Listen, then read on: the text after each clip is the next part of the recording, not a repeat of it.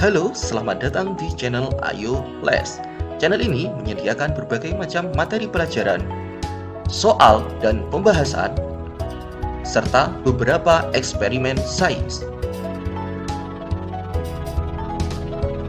Namun, sebelum lanjut, silahkan klik like, subscribe, dan jangan lupa tekan tombol loncengnya supaya Anda tidak tertinggal video-video selanjutnya. Assalamualaikum warahmatullahi wabarakatuh. Salam sejahtera untuk kita semua. Semoga kita selalu dalam keadaan sehat dan dalam lindungan Tuhan Yang Maha Esa. Amin. Jumpa lagi dengan saya Khairul Huda dari channel Ayo Les. Pada kesempatan kali ini kita nanti akan membahas beberapa materi, yaitu tentang penilaian akhir semester ataupun PAS untuk semester ganjil tahun pelajaran 2021-2022 untuk tingkat pendidikan SD maupun madrasah ibtidaiyah. Adik-adik jangan khawatir, soal ini sudah disusun dengan kisi-kisi 2013 ataupun kurikulum 2013, sehingga keakuratan soal ini bisa dijamin, yang kemungkinan besar akan sama persis dengan soal yang akan dikeluarkan oleh Bapak Ibu guru kalian masing-masing, atau mungkin ada kemiripan dengan tipe-tipe soal yang akan dikeluarkan oleh Bapak Ibu guru kalian masing-masing. Soal ini adalah soal untuk kelas 4 siswa SD maupun MI dengan tema 5. Tematik tema 5 ya adik-adik. Oke, kita lanjut ke pembahasannya. Soal nomor 1, mendahulukan kepentingan dan tujuan bersama, cinta, permusyawaratan dan demokrasi, dan bijak menyelesaikan masalah makna sila ke titik-titik. Oke, di sini kata kuncinya adalah mendahulukan kepentingan dan tujuan bersama, cinta, permusyawaratan dan demokrasi. Berarti ini adalah sila yang keempat. Oke, kita lanjut ke soal nomor 2. Berikan contoh sikap yang mencerminkan sila keempat dalam masyarakat. A. Semangat persatuan. B. Menghargai pendapat. Oke, jawabannya yang B. Permusyawaratan. Ini adalah jawaban yang paling tepat dari soal nomor 2 adalah yang B, menghargai pendapat. Berhak memeluk agama, ini bukan, ini sila yang pertama. Tidak membedakan teman, ini juga bukan. Kita lanjut ke soal nomor 3.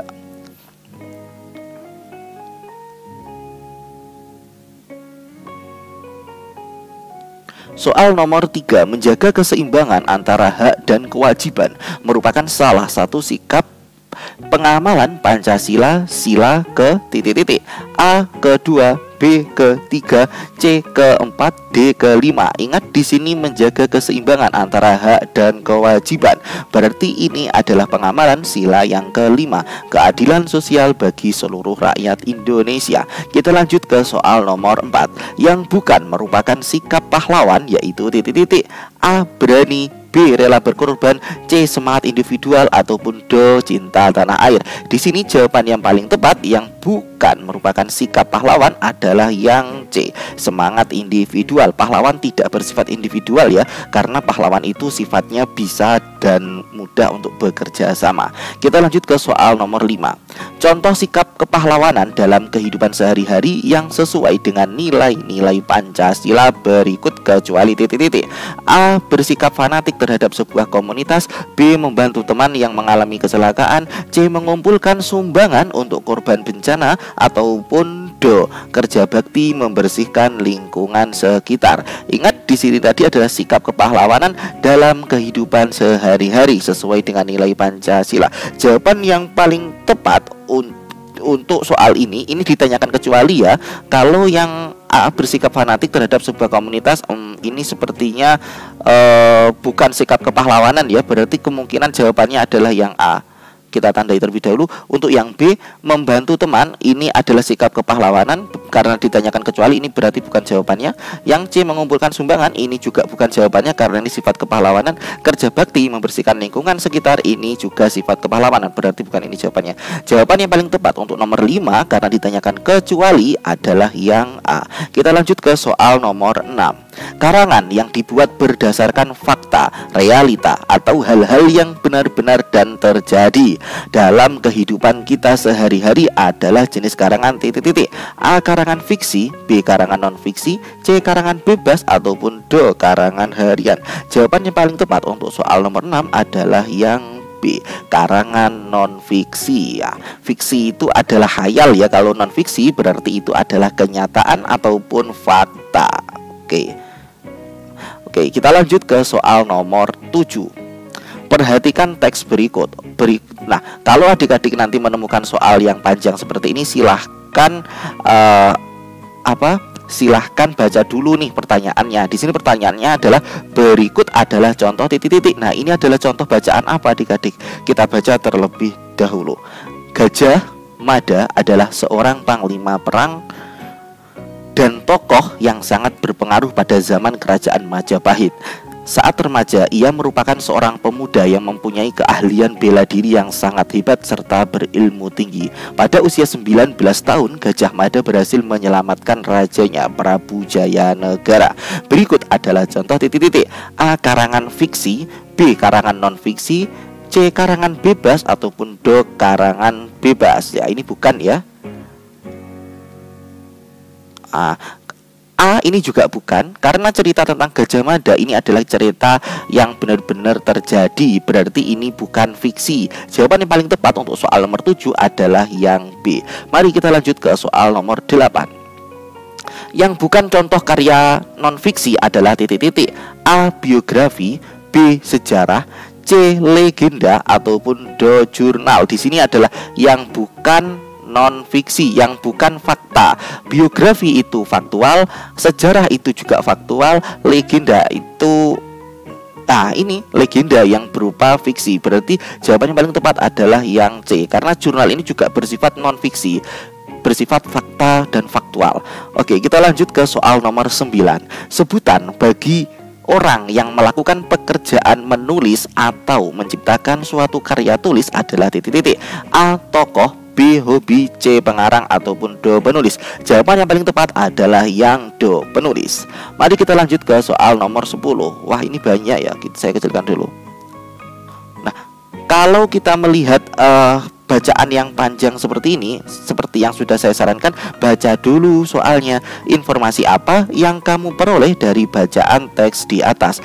Oke, kita baca ya. Berbuat baik tidak harus menunggu kaya. Itulah falsafah hidup seorang pria 65 tahun yang tinggal di Sumedang, Jawa Barat. Dengan ketekunan dan kesederhanaan, sang kakek mampu mengubah lahan yang tandus di kaki gunung Tampomas menjadi lahan hijau. Kaki gunung Tampomas dulunya hanyalah padang tandus yang rusak karena penambangan pasir. Setelah pasir habis ditambang, tempat tersebut ditinggal begitu saja kering dan gersang. Tidak ada yang bertanggung jawab, tidak ada yang dikenai sanksi karena kerusakan ekosistem ini. Tuha Juhairi menjadi penyelamat lahan yang rusak selama 26 tahun tanpa dibayar, tanpa pamrih terus berupaya supaya lahan kering menjadi hijau. Usaha kakak ini tidak sia-sia. Kini puluhan petani dan peternak menggantungkan hidup dari jerih payah Juhairi.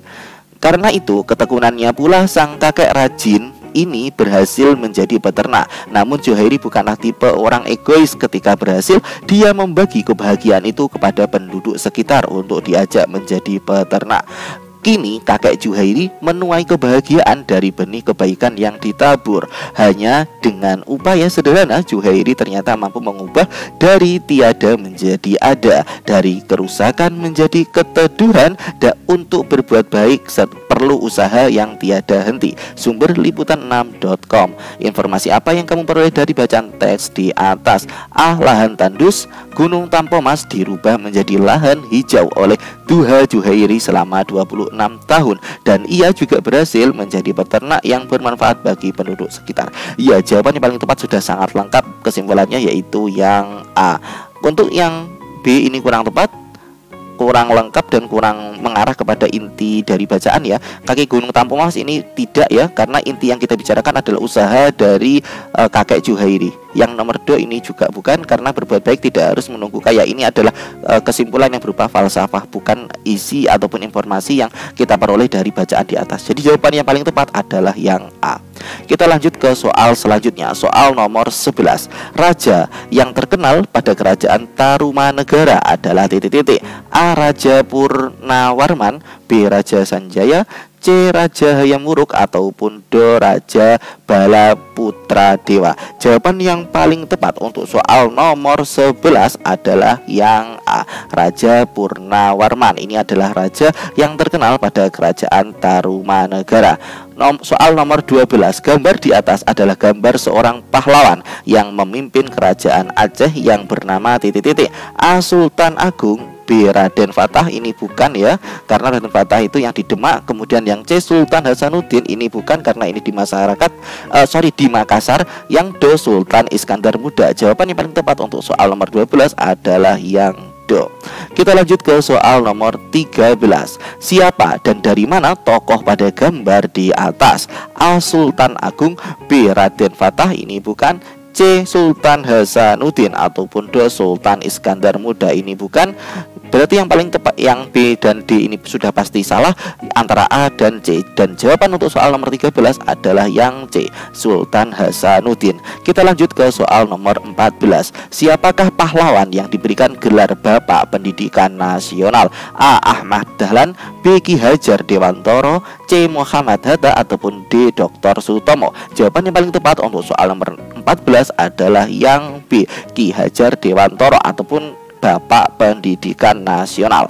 Kita lanjut ke soal nomor 15. Pahlawan nasional yang populer dengan peristiwa 10 November di Surabaya, yang terkenal karena perannya dalam membangkitkan semangat rakyat untuk melawan kembalinya penjajah Belanda yang membonceng tentara Nica bernama A. Bung Tomo, B.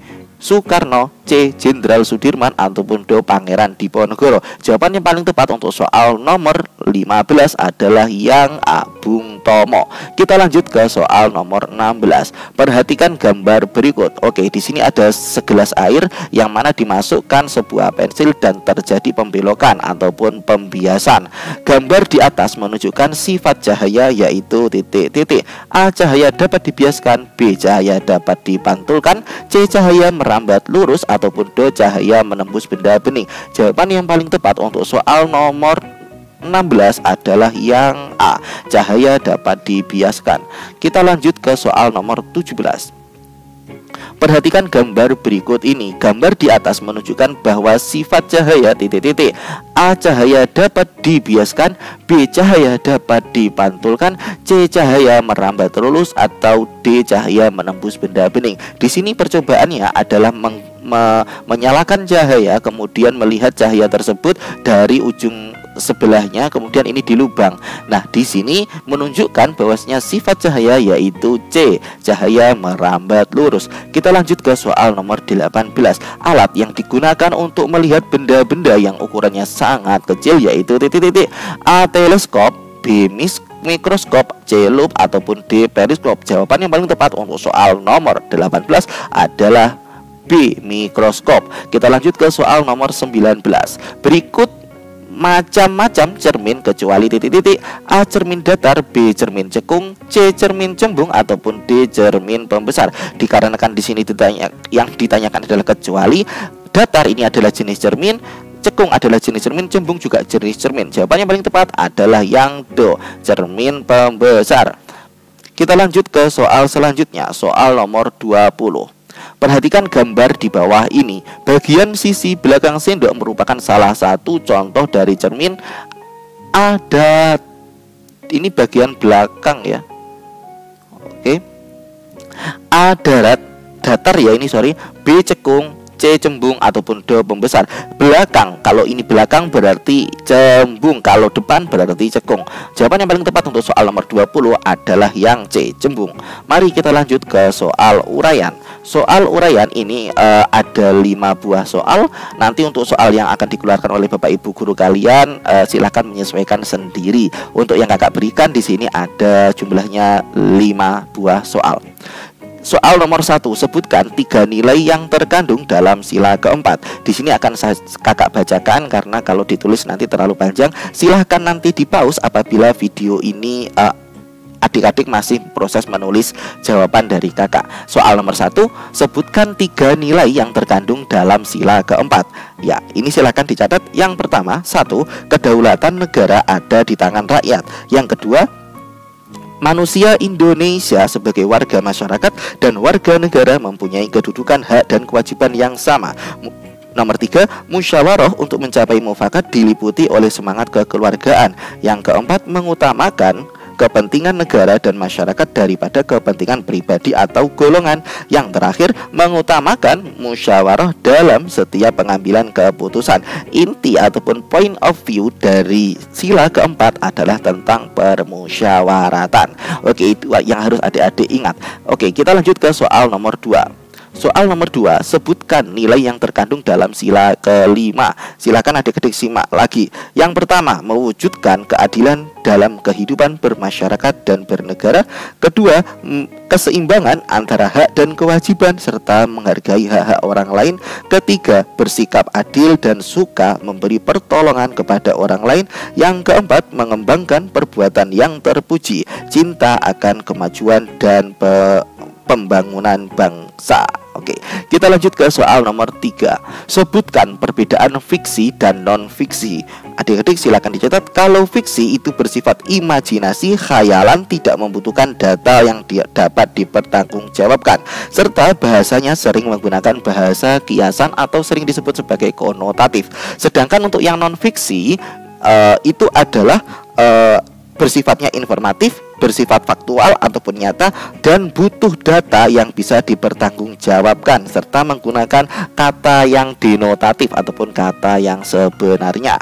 Kita lanjut ke soal selanjutnya, soal nomor 4. Perhatikan cerita berikut. Nah, ketika adik-adik nanti membaca sebuah cerita, maka adik-adik harus baca dulu nih soalnya biar cepat. Jadi yang ditanyakan, amanat apa yang dapat kita pelajari dari cerita di atas? Kita baca ya bersama-sama. Gimin tinggal di desa Lemah Abang, Karawang. Pekerjaannya sangat mulia, banyak orang yang telah ia selamatkan. Namun demikian, banyak orang yang tidak peduli terhadap pekerjaan yang ia lakukan. Tidak ada ucapan terima kasih yang diberikan kepadanya. Pendapatannya sangat kecil dan tentunya kurang untuk memenuhi kebutuhan keluarganya. Jam istirahatnya tidak menentu, bahkan suatu saat ia tidak bisa menikmati makan siangnya karena tiba-tiba ada pekerjaan yang harus ia lakukan. Hari raya pun terkadang ia harus masuk ke bekerja, namun Gimin tetap berusaha untuk bekerja sepenuh hati. Gimin sangat mencintai pekerjaannya. Ia sudah melakukan pekerjaannya hampir 30 tahun lamanya. Gimin adalah seorang penjaga pintu perlintasan kereta api. Ia sangat bangga dengan pekerjaan yang ia lakukan karena ia bisa menyelamatkan banyak orang, mulai dari pejalan kaki, pengguna sepeda motor, penumpang mobil, atau pengguna kendaraan lainnya. Panas terik atau guyuran air hujan tidak pernah ia pedulikan. Begitu juga dengan suara bising kendaraan. Ia tidak pernah terganggu dengan semua itu. Bahkan umpatan dari mereka yang marah karena Gimin menutup pintu rel pun ia abaikan. Di dalam pikirannya yang ada hanyalah usaha untuk menyelamatkan orang-orang. Amanat apa yang dapat kita pelajari dari cerita di atas? Apa? Ya, kita bisa simpulkan bahwasanya tetaplah berbuat baik dan memberi manfaat untuk orang lain meskipun orang lain itu tidak menghargai usaha dari kita. Soal nomor 5. Gajah Mada adalah seorang panglima perang dan tokoh yang sangat berpengaruh pada zaman kerajaan Majapahit. Pada tahun 1336, Gajah Mada mengucapkan Sumpah Palapa. Apakah isi Sumpah Palapa tersebut? Ya, Sumpah Palapa itu isinya adalah sumpah Gajah Mada untuk menyatukan Nusantara bagaimanapun caranya. Dan pada akhirnya Gajah Mada telah berhasil untuk menyatukan Nusantara. Baiklah adik-adik, terima kasih telah setia untuk bersama Ayo Les dari awal sampai akhir. Apabila ada kurang lebihnya, mohon maaf yang sebesar-besarnya. Apabila ada request soal ataupun pembahasan, silahkan isi kolom komentar. Akan kakak bahas soal sesuai request adik-adik semua. Terima kasih. Apabila ada kurang lebihnya, mohon maaf yang sebesar-besarnya. Apabila video ini bermanfaat, jangan lupa untuk klik like, komen, dan subscribe supaya adik-adik tidak ketinggalan informasi ataupun video selanjutnya. Terima kasih dari saya akhiri. Wassalamualaikum warahmatullahi wabarakatuh.